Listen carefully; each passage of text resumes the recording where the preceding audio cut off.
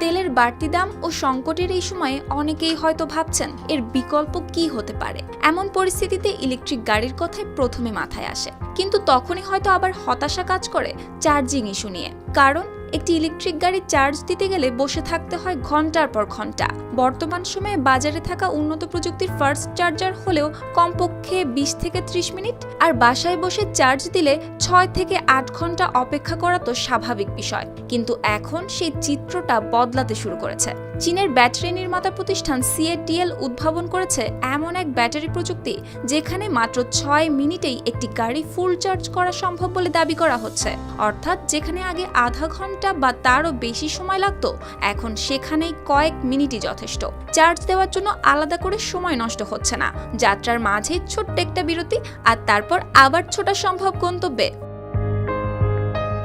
বেইজিংয়ের এই উদ্বোধনী অনুষ্ঠানে চীনের ব্যাটারি নির্মাতা প্রতিষ্ঠান CATL উন্মোচন করেছে দুটি নতুন battery, Qilin long range condensed battery ও শেনশিং সুপারফাস্ট চার্জিং ব্যাটারি। প্রতিষ্ঠানটির দাবি, এই ব্যাটারির সাহায্যে একটি সেডান গাড়ি একবার চার্জেই চলতে পারবে প্রায় 1500 কিলোমিটার পথ। অর্থাৎ ঢাকা থেকে চট্টগ্রাম তো বটেই, আরও অনেক দূর পর্যন্ত একটানা যাত্রা করা সম্ভব। এই ব্যাটারির আরেকটি গুরুত্বপূর্ণ দিক হলো এর উচ্চ ভোল্টেজ প্রযুক্তি, যা দ্রুত চার্জ নেওয়ার সক্ষমতা তৈরি করেছে। বর্তমানে বিশ্বজুড়ে ব্যবহৃত ইলেকট্রিক গাড়ির ব্যাটারির একটি বড় অংশ সরবরাহ করে CATL। বিশ্ববাজারে তাদের অবস্থান বেশ শক্ত।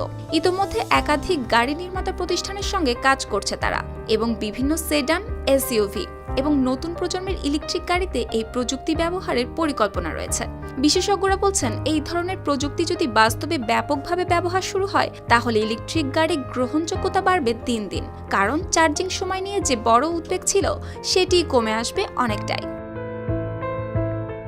সময় বাঁচানো ও দীর্ঘ পথ পাড়ি দেওয়ার এই নতুন সমীকরণই হয়তো বদলে দিবে ভবিষ্যতের পরিবহন ব্যবস্থা, যেখানে জ্বালানির জন্য দীর্ঘ অপেক্ষার বদলে কয়েক মিনিটের বিরতিতেই যানবাহন আবার প্রস্তুত হয়ে উঠবে পথ চলার জন্য। সুপ্তি রায়, RTV।